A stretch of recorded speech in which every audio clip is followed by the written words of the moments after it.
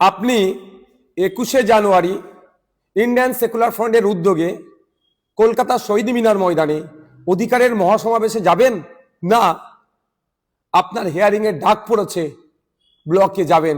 এই নিয়ে অনেকে দ্বিধাদ্বন্দ্বের মধ্যে ভুগছে। আমাদের অনেক নেতৃত্ব জানিয়েছে এবং অনেক সাধারণ মানুষ ফোন করে বলছে, ভাইজান কি করব, 21 তারিখেই আমাদের আপনার হিয়ারিং এর ডাক পড়েছে। আমি আপনাদের জানিয়ে দিই, আপনার নির্দ্বিধায়, কোনো ভয়ের দরকার নাই, 21শে জানুয়ারি কলকাতা শহীদ মিনারে আমাদের ডাকে যে অধিকারের মহাসমাবেশ হচ্ছে, ওখানে উপস্থিত হন। আর আপনারা কি করবেন তাহলে? একটা চিঠি তৈরি করুন। চিঠিটা আপনার ব্লকের যিনি ইআরও আছে, ইলেকট্রাল রেজিস্ট্রেশন অফিসার, তারকে দিন। সেই চিঠির নমুনা এই ভিডিওর কমেন্ট বক্সে দেওয়া হচ্ছে। তারপরও আমি একটা ছোট্ট করে দেখিয়ে দিই, বুঝতে পারবেন চিঠিটা কিভাবে লিখবেন। প্রতি মাননীয় বা মাননীয়া ইআরও, আপনার বিধানসভার নাম লিখে অমুক বিধানসভা, তারপরে আপনার জেলার নাম দেবেন, তারপরে কি হবে বিষয়, শুনানির দিন পরিবর্তনের আবেদন, তারপরে মহাশয় মহাশয়া, মহাশয় পুরুষের জন্য মহাশয়, মহিলার জন্য মহাশয়টা দিলেন, আপনার নাম দেবেন, পিতার নাম দেবেন, পুরো ঠিকানা লিখবেন।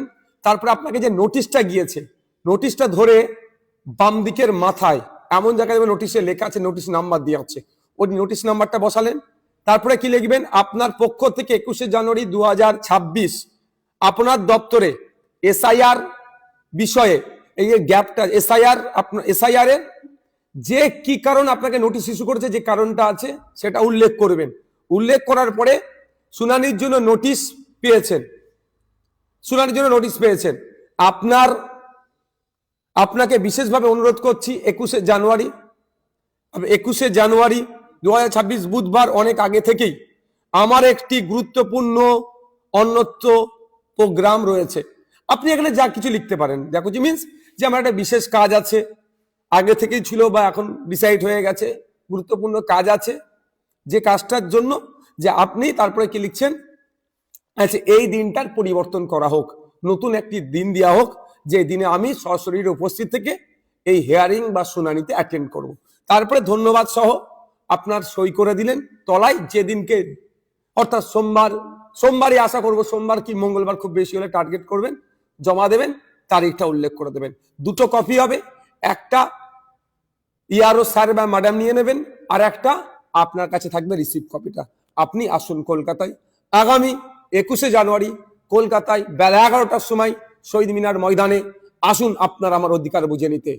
ফেক এসটিএসসি সার্টিফিকেটের নামে যেভাবে প্রকৃত এসটিএসসিরা বঞ্চিত হচ্ছে, এই হয়রানি বন্ধের জন্য, নতুন ওবিসি সার্টিফিকেট দিয়ে মমতা ব্যানার্জি যেভাবে মুসলিম সম্প্রদায়ের সাথে দ্বিচারিতা করছে, বৈষম্য করছে, এটা বন্ধের জন্য, ওয়াকফ সংশোধনী আইন প্রত্যাহারের জন্য, আর সর্বোপরি এসআইআর এর নামে রাজ্য জুড়ে যেভাবে অহেতুক ভোটারদেরকে হয়রানি আতঙ্কিত করা হচ্ছে, এটা বন্ধের জন্য, এবং সাথে সাথে স্কুল সহ মাদ্রাসা শিক্ষা প্রতিষ্ঠানগুলো শিক্ষক শূন্য অবস্থায় চলছে, পর্যাপ্ত পরিমাণে শিক্ষকদের শিক্ষার পরিবেশ পরিয়ে নিয়ে আসা হোক, এবং যে নয়া শ্রম কোড নিয়ে এসে কেন্দ্রের বিজেপি সরকার শ্রমজীবী মানুষদেরকে শোষণ করছে, সেটা বন্ধের জন্য, এবং যে শিক্ষিত বেকার যুবকদের হাতে কাজ তুলে দেওয়ার লক্ষ্যে এই ধরনের 10টা পয়েন্টের উপরে সব আরো পয়েন্টে আলোচনা হবে। আমরা কলকাতায় শহীদ মিনার ময়দানে এক অধিকারের মহাসমাবেশ ডেকেছি। আপনারা আসুন, নিশ্চিন্তে আসুন। আপনারা এই চিঠি একটা করে আপনার ব্লকে ইআরওকে জমা দিয়ে রিসিভ নিয়ে চলে আসুন।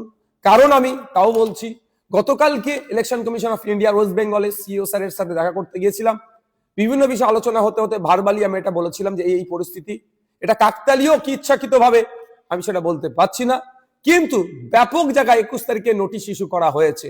আমরা মনে করছি বা আমাদের কর্মী সমর্থক মঞ্চে যে আইএসএফ এর প্রোগ্রামকে ভুলণ্ডিত করার জন্য দিকে দিকে যেমন তৃণমূল কংগ্রেস মিটিং মিছিল ওই দিনকে রেখে মানুষকে হয়রানি করার চেষ্টা করছে, একইভাবে এই নোটিশ ইস্যু করে মানুষের যাতে না আসতে পারে সেই রাস্তা বন্ধ করার চেষ্টা করছে। তারপরেও সিইও স্যারের সাথে কথা বলেছি, তিনি জানিয়েছেন এই ধরনের অ্যাপ্লিকেশন করলে, চিঠি লিখে জমা করলে প্রত্যেককে অল্টারনেটিভ ডেট দেওয়া হবে। সুতরাং আপনারা নির্দ্বিধায় আগামী 21শে জানুয়ারি কলকাতার শহীদ মিনার ময়দানে অধিকার সমাবেশে বেলা 11টার মধ্যে উপস্থিত হবেন। বাংলা হান্টের আরো খবর দেখতে নজর রাখুন। বাংলা খবর মানেই বাংলা হান্ট।